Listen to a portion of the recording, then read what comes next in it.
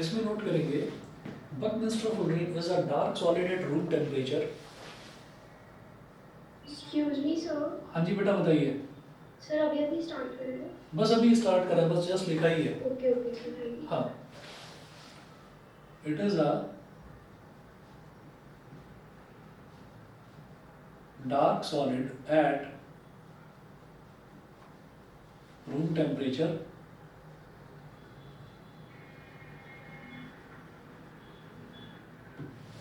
it is a dark solid at room temperature.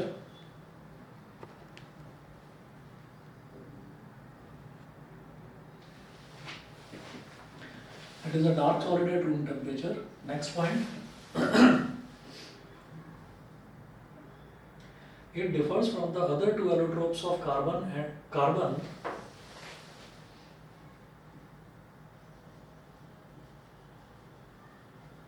It differs from the other. It differs from the other two allotropes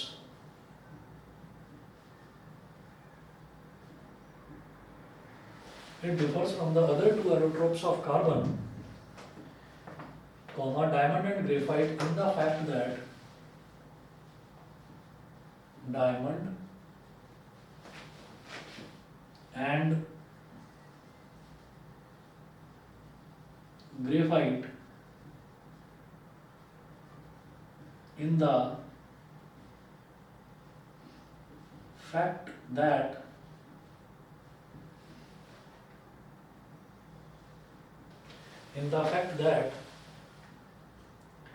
diamond and graphite are giant molecules, in the fact that diamond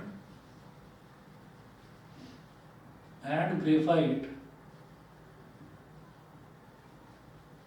are giant molecules. Diamond and graphite are giant molecules which consist of an unending network of carbon atoms. Which consist of an unending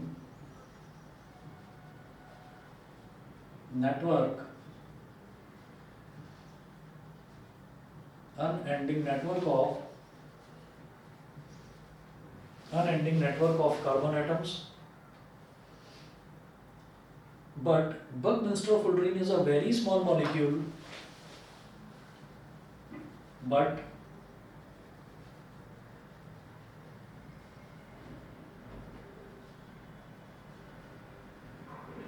Buckminster fullerene is a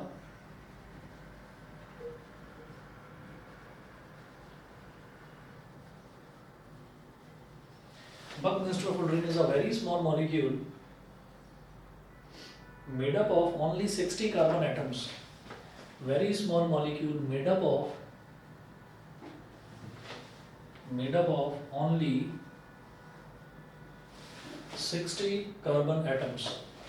Made up of only 60 carbon atoms. तो देखिए कहने में तो लगता है कि 60 को हम only बोल रहे हैं, है ना, लेकिन जो फैक्ट है वो ये है कि आप ये देखिएगा कि जब भी कभी हम बकमिंस्टर फुलरीन की बात करते हैं तो बकमिंस्टर फुलरीन का एक स्टैंडर्ड फार्मूला है जिसको हम बोल देते हैं C60। क्यों? क्योंकि उसमें 60 कार्बन एटम्स जो हैं वो जुड़े हुए हैं, ठीक है। वो पेंटागोनल और हेक्सागोनल स्ट्रक्चर में, के बीच में एक पेंटागन होगा और बाकी की पांचों साइड पर एक एक हेक्सागन बन जाएगा। तो ये तो हमने बकमिंस्टर फुलरीन के बारे में देखा, लेकिन जब डायमंड की और ग्रेफाइट की बात करते हैं तो डायमंड और ग्रेफाइट दोनों में ही जो खास चीज़ है वो हमने ये बताया था कि एक यूनिक प्रॉपर्टी है उन दोनों में कि डायमंड जो है, डायमंड में हम कितने भी लंबे से लंबे हम कार्बन एटम्स जोड़ सकते हैं, ठीक है। 100 कार्बन एटम जोड़ दो, 1000 जोड़ दो, 10,000 जोड़ दो, तो आप बैक टू बैक जोड़ सकते हैं। अनएंडिंग नेटवर्क होता है वो, ठीक है। इसी तरीके से ग्रेफाइट भी एक अनएंडिंग नेटवर्क होता है, कितने कार्बन एटम जुड़े होंगे इसका कोई अंदाजा नहीं है। तो इसलिए हम ये बोलते हैं कि diamond and graphite are giant molecules. Giant का मतलब होता है बहुत बड़ा, विशाल का है जिसको बोलते हैं जायंट मॉलिक्यूल्स। इसी तरीके से जब हम बकनिस्टर फुलरीन की बात करते हैं तो बकनिस्टर फुलरीन में कभी भी कार्बन के 60 से ज़्यादा एटम्स नहीं हो सकते। तो हम डायमंड और ग्रेफाइट के कंपैरिजन में ये कह सकते हैं कि बकनिस्टर फुलरीन एक काफ़ी छोटा मॉलिक्यूल होता है, ठीक है। तो एक तो अंतर ये है बकनिस्टर फुलरीन में और डायमंड और ग्रेफाइट में। दूसरा हमने ये बोला कि ये रूम टेम्परेचर पर हमेशा एक डार्क कलर का सॉलिड होगा। उसके अलावा एक और मेजर डिफरेंस होता है, वो नोट करेंगे।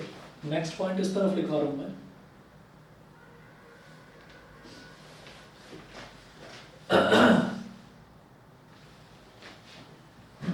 इस तरफ लिखिएगा नेक्स्ट पॉइंट। इसमें नोट करें कि an important physical property in which the 3 एरोट्रॉप्स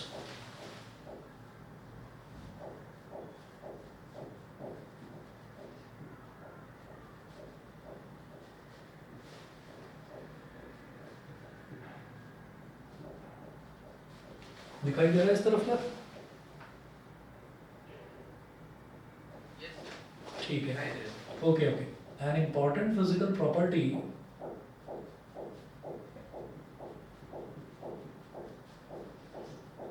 in which the 3 allotropes of carbon, an important physical property in which the 3 allotropes of carbon differ, 3 allotropes of carbon differ is their hardness,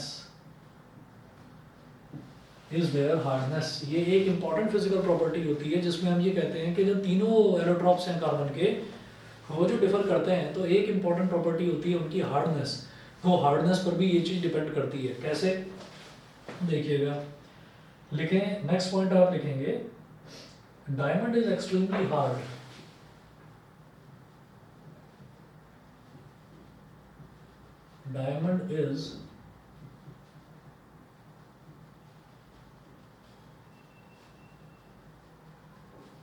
diamond is extremely hard, whereas graphite is soft. Diamond is extremely hard, whereas graphite, diamond is extremely hard, whereas graphite is soft. Full stop. On the other hand,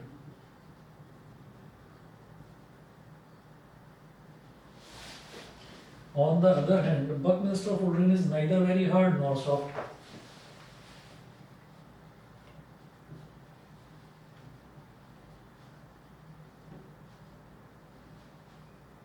Buckminster fullerene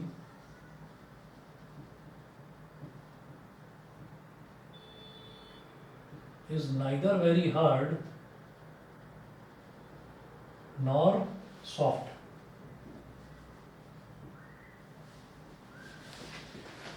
इसके अलावा Buckminster fullerene की और जितनी भी properties हैं या और जितनी भी प्रॉपर्टीज हो सकती हैं उन सब पर इन्वेस्टिगेशन चल रहा है। सिर्फ और सिर्फ अभी बकमिंस्टर फुलरीन की सिर्फ इतनी ही प्रॉपर्टीज हमको मालूम है।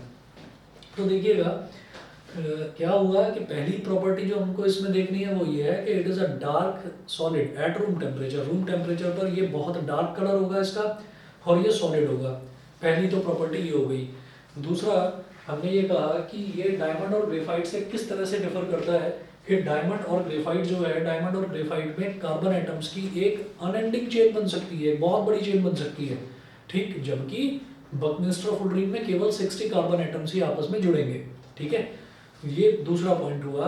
अगला पॉइंट जो है, जो बहुत इंपॉर्टेंट पॉइंट है, वो ये है कि डायमंड को तो कहा जाता है कि डायमंड इज एक्सट्रीमली हार्ड, कि उससे ज़्यादा हार्ड सब्सटेंस कोई नेचर में एग्जिस्ट ही नहीं करता, ठीक है। इसी तरह से ग्रेफाइट के बारे में ये कहा जाता है कि ग्रेफाइट बहुत ज़्यादा सॉफ्ट होता है, कि जरा सा आप पकड़ेंगे वो जरा से में टूट जाएगा।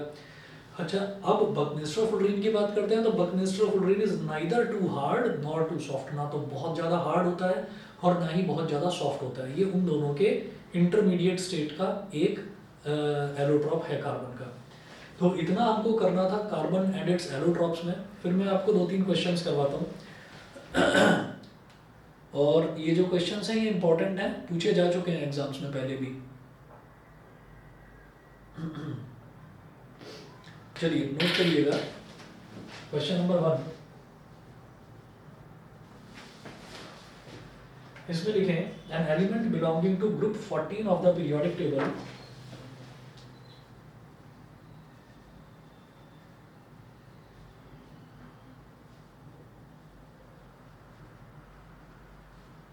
an element belonging to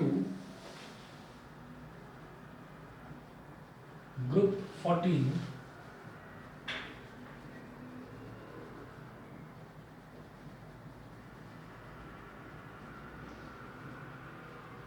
an element belonging to group 14 of the periodic table has two common allotropes A and B has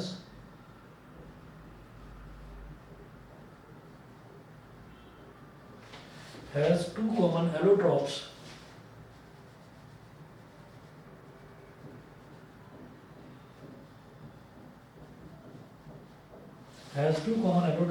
A and B. Full stop. A is very hard and a non-conductor of electricity. A is very hard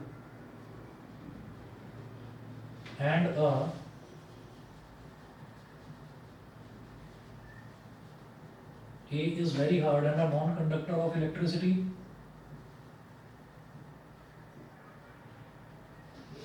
A is very hard and a non-conductor of electricity, while B is soft to touch. While capital B is soft to touch and a good conductor of electricity. Soft to touch and a good conductor of electricity.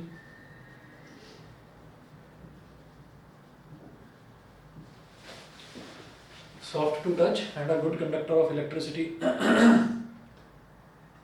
Full stop. Identify the element.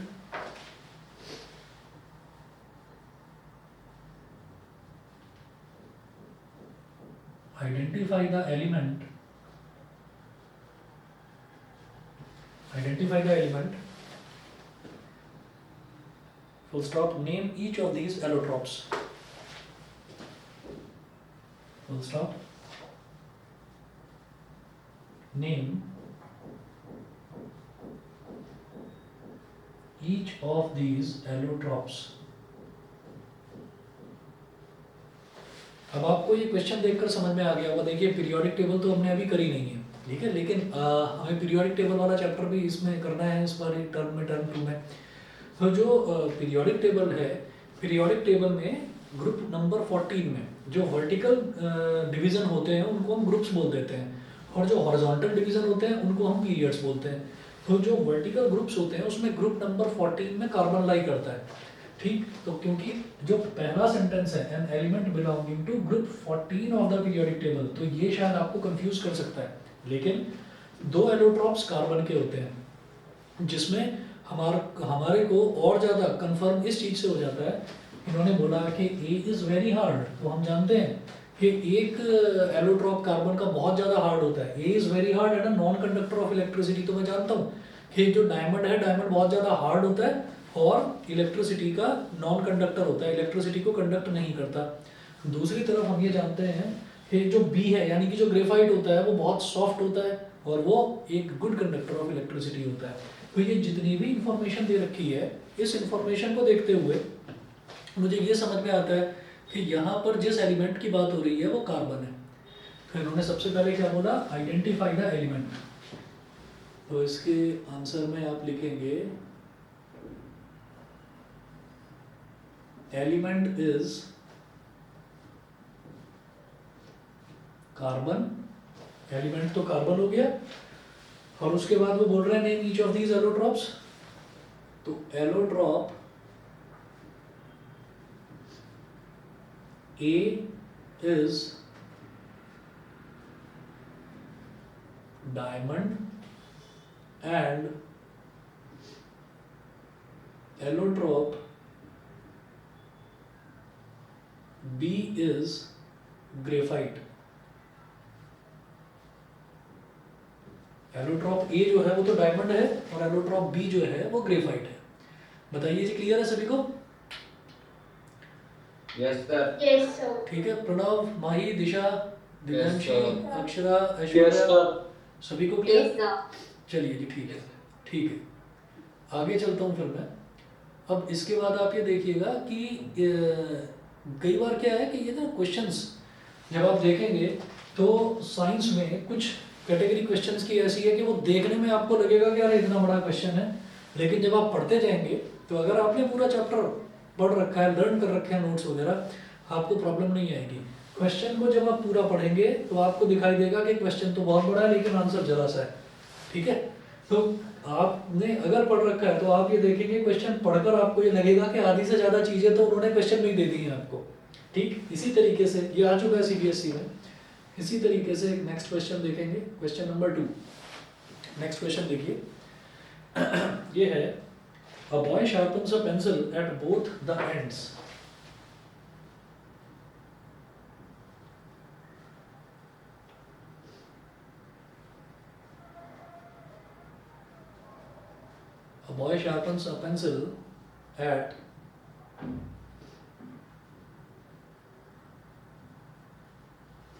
A boy sharpens a pencil at both the ends and then uses its back ends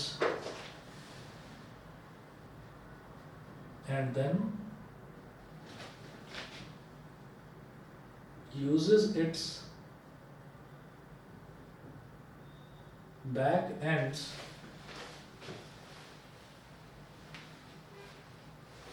and then uses its back ends to complete an electric circuit.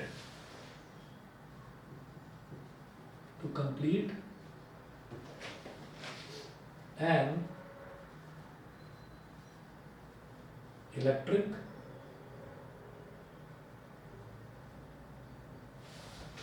and then uses its back ends to complete an electric circuit. To complete an electric circuit, full stop. Will the current flow through the electric circuit?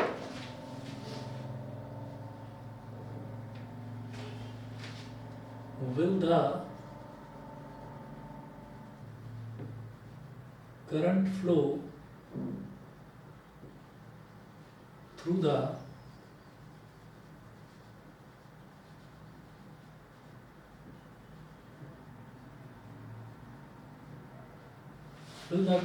through the electric circuit? Question mark. Give reason for your answer. Name the black substance of the pencil.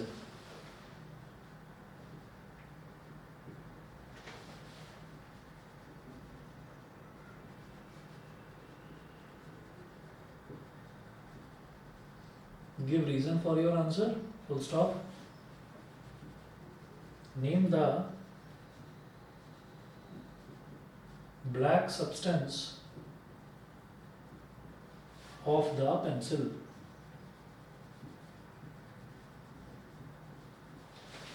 Name the black substance of the pencil.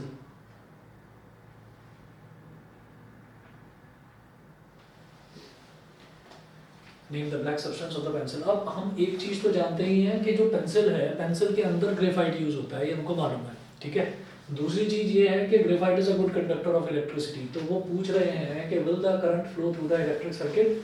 वो एक बार circuit भी बनाएंगे ऐसे question में, और chances तो यही हैं कि भाई ग्रेफाइट है, पेंसिल है, तो इसका मतलब क्या है कि इलेक्ट्रिक करंट तो उसमें फ्लो करेगा ही करेगा।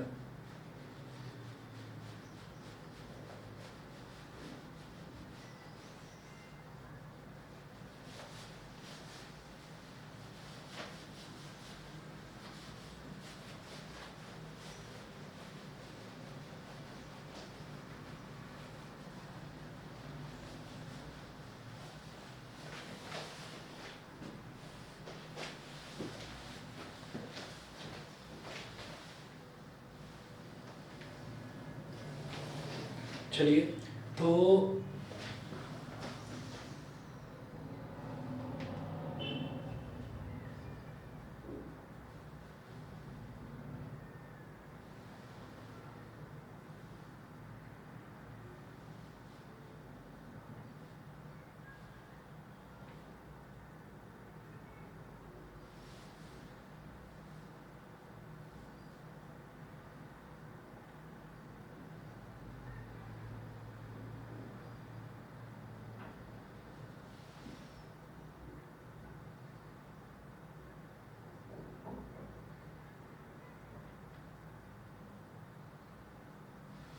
ये पेंसिल हो गई। और आप ये समझिए कि यहाँ पर एक वायर लगा रखा है और ये एक बैटरी है और इधर एक बल्ब कनेक्ट कर रखा है और फिर इस वायर को यहाँ पर ज्वाइन कर दिया। तो अब आप ये देखिएगा कि इसमें यहाँ पर ये पॉजिटिव टर्मिनल, ये नेगेटिव टर्मिनल, तो पॉजिटिव से करंट फ्लो करेगा। और क्योंकि पेंसिल के बाहर तो देखिए, बाहर तो पेंसिल लकड़ी की होती है, लेकिन उसके अंदर जो है ग्रेफाइट जो है वो बॉन्डेड होता है। बॉन्डेड किसके साथ होता है? लेड के साथ। तो लेड के साथ उसको बॉन्ड करा जाता है, उसको थोड़ी सी हार्डनेस देने के लिए। नहीं तो ग्रेफाइट की, अगर सिर्फ ग्रेफाइट की पेंसिल बना दी जाए तो वो इतनी ज़्यादा सॉफ्ट बन जाएगी कि आप लिखोगे, लिखते ही वो टूट जाएगी और आप ढंग से लिख नहीं पाएंगे। तो उसको थोड़ी सी हार्डनेस देने के लिए उसके अंदर लेड की मिक्सिंग करी जाती है। इसीलिए आप कभी भी देखेंगे तो उस पर लिखा रहता है बॉन्डेड लेड। बॉन्डेड लेड यानी कि लेड ग्रेफाइट के साथ में बॉन्डेड हो रखा है, बॉन्डिंग हो रखी है उसकी। तो करंट यहाँ से आया और फिर इस ग्रेफाइट में से होता हुआ और ऐसे जाता हुआ ये सर्किट आपका कंप्लीट हो जाता है। मतलब पॉजिटिव टर्मिनल से निकल के ग्रेफाइट से होता हुआ नेगेटिव टर्मिनल तक जाता है और बीच में ये बल्ब है, तो बल्ब विल स्टार्ट ग्लोइंग।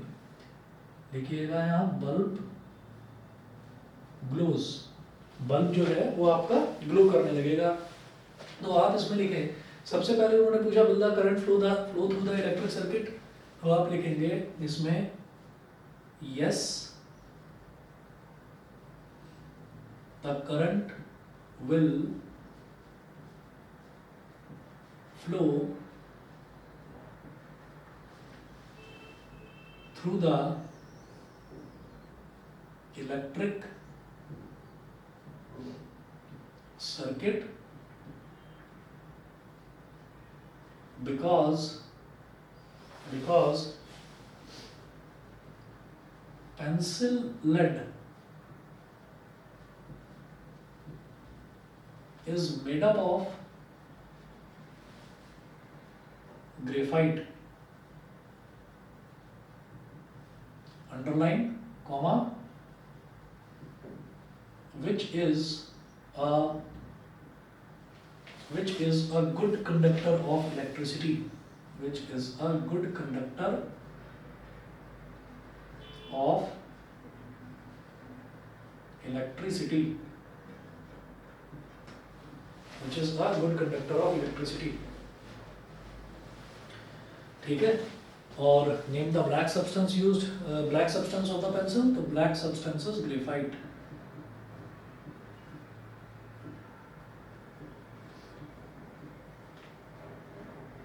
बताइए बेटा, सभी को क्लियर है दोनों क्वेश्चंस?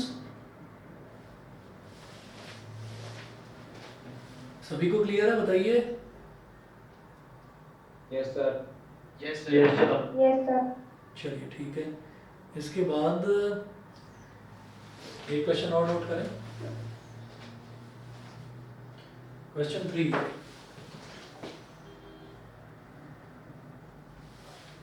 क्वेश्चन 3 है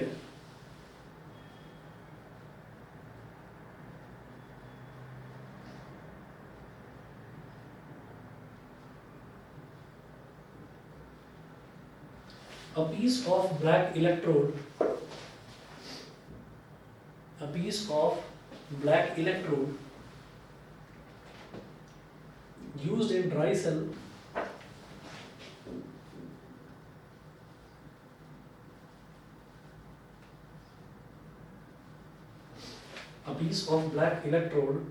used in dry cell on strong heating in air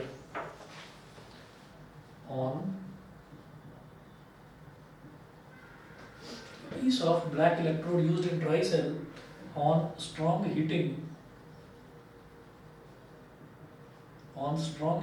in air gave a colorless gas which turned lime water milky. Gave a colorless gas which turned lime water milky. which turned lime water milky. Full stop. What was the material of the electrode?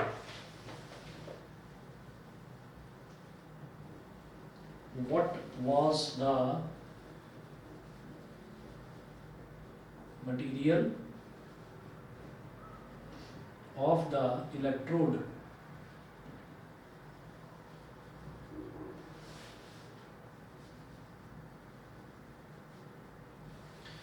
Again हमको इसमें समझ में आ जाता है कि a piece of black electrode used in dry cell. तो dry cell में हम जो इलेक्ट्रोड यूज करते हैं वो बनता किससे है? ड्राई सेल तो हमने पहले ही देखा था कि ये तो एक यूजेस, मतलब जो एप्लीकेशंस, जो यूजेस हमने देखे थे ग्रेफाइट के, उन यूजेस में से एक था कि graphite is used in making dry cells. ठीक है, तो यहाँ पर हम ये कहेंगे, इन्होंने बोला है ना, a piece of black electrode used in dry cell on strong heating in air give a colourless gas which turned lime water milky. तो हम ये कहेंगे कि कार्बन डाइऑक्साइड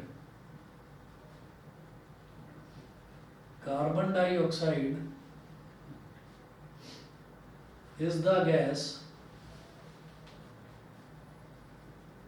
which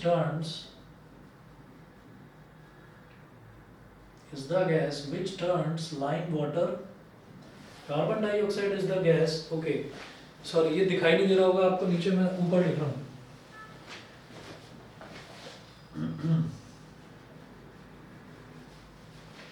इस तरफ लिख रहा हूँ इसको।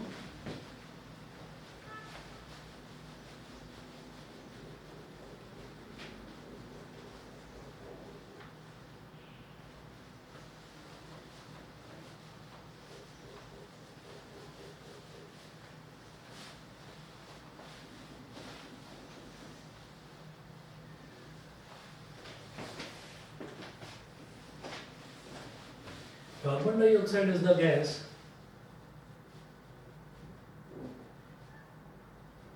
which turns lime water milky, and CO2 is produced when carbon is burnt. So electrode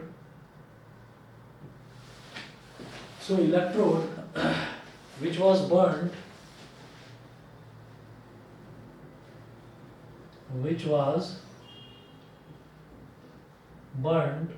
must be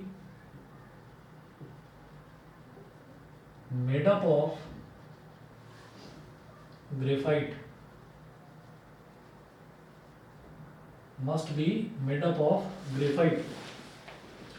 What was the material of the electrode? यानी कि ग्रेफाइट था उसका मटेरियल। क्लियर है सभी को? Yes sir. ठीक है, यस चलिए जी ठीक है। हाँ जी बताइए। बता सकते हो? हाँ जी दोबारा बता देंगे। आप ये देखिएगा कि जो बर्निंग होती है ना, बर्निंग का मतलब ही ये होता है कि ऑक्सीजन के साथ में रिएक्शन। अगर मान लीजिए हम किसी भी सब्सटेंस में मान लीजिए हम माचिस को भी अगर आग लगाने लगे ना, माचिस को भी जलाने की कोशिश करें तो वो विदाउट ऑक्सीजन नहीं होती। ठीक है, माचिस का जो सब्सटेंस होता है, जो मैच बॉक्स में जो मैच स्टिक होती है, तो मैच स्टिक का जो आगे जो टिप होती है ना मैच स्टिक की, उस पर भी फास्फोरस लगा रहता है, और जो स्ट्रिप होती है मैच बॉक्स पर जिस पर हम उसको घिसते हैं और वो एकदम से जलने लगती है, तो वो भी फास्फोरस का बना रहता है। तो फास्फोरस को जब फास्फोरस से स्ट्राइक करवाते हैं तो तब आग लगती है माचिस में।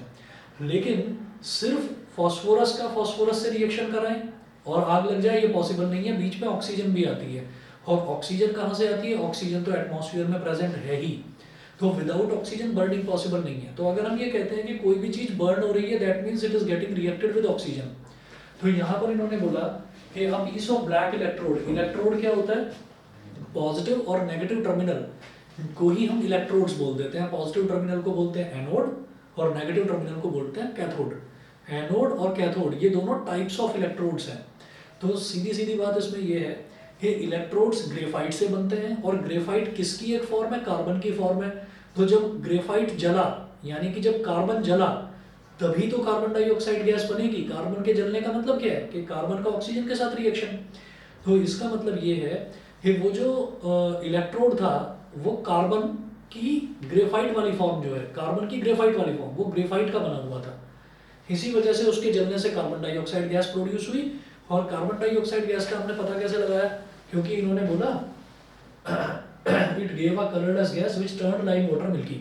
तो कभी भी क्वेश्चन में ना ये डायरेक्ट नहीं देते कि कार्बन डाइऑक्साइड गैस प्रोड्यूस हुई या हाइड्रोजन गैस प्रोड्यूस हुई, वो हमेशा ये देते हैं कार्बन डाइऑक्साइड के केस में वो देंगे कि a gas is produced which turns lime water milky.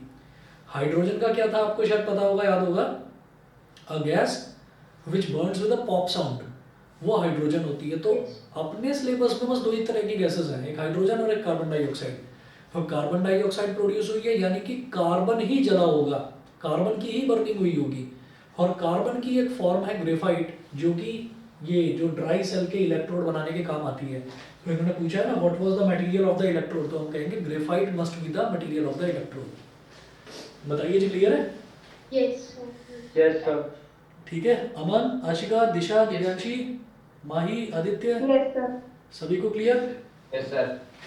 चलिए चलिए जी, ओके ओके, आगे चलते हैं। नेक्स्ट आप नोट करेंगे ऑर्गेनिक कंपाउंड्स। ये वाला पोर्शन आपका एलोट्रॉप्स वाला खत्म होता है, तो नेक्स्ट आप नोट करेंगे ऑर्गेनिक कंपाउंड्स।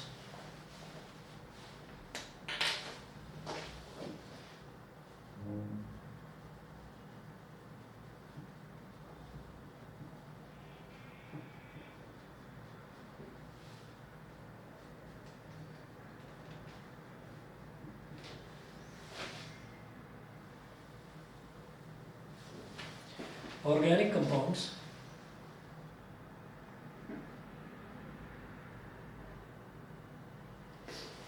ऑर्गेनिक कंपाउंड्स क्या होते हैं? देखिए, कार्बन से बनने वाले जितने भी कंपाउंड्स होते हैं सारे ऑर्गेनिक कंपाउंड्स होते हैं। फिर चाहे वो नेचुरली अकरिंग कंपाउंड्स हो, चाहे आप उन कंपाउंड्स को किसी लेबोरेटरी में बनाएं।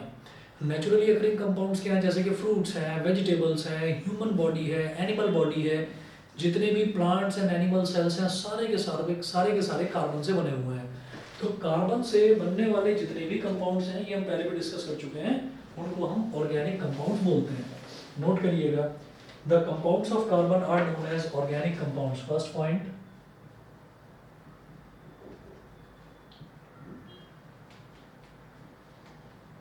the compounds of carbon are known as organic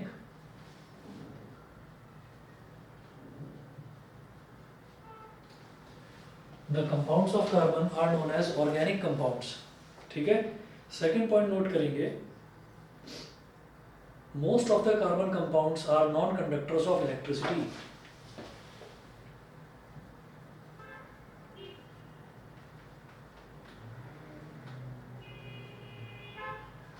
Most of the carbon compounds are non-conductors of electricity.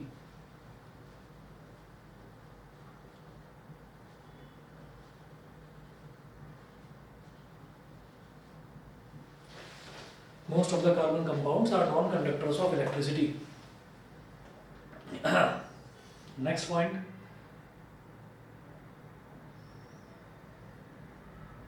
Organic compounds occur in all living things.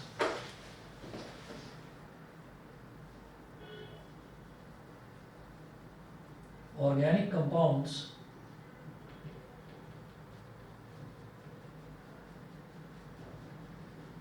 occur in all living things.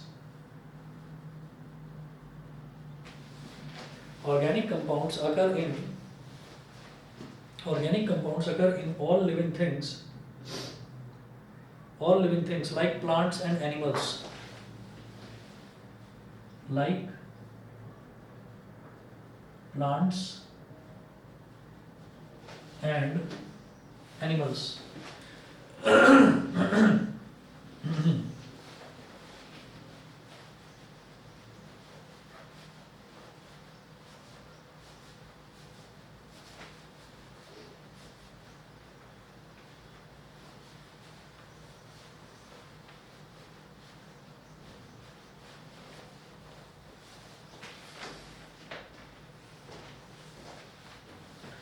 like plants and animals.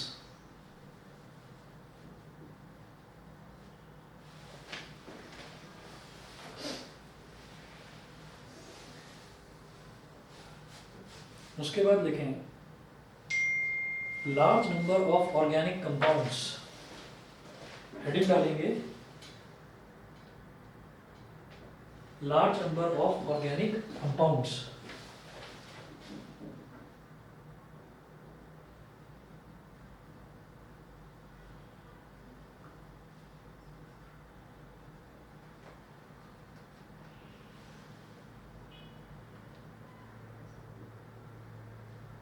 बस ये heading डालकर आप छोड़ दीजिए, ये आपको next class में करवाता हूँ मैं। Large number of organic compounds, organic compounds के बारे में हम बार बार ये पढ़ते आ रहे हैं कि कार्बन से बनने वाले जितने भी कंपाउंड्स हैं उनको ऑर्गेनिक कंपाउंड्स बोलते हैं, और वो बहुत सारे होते हैं, ठीक है।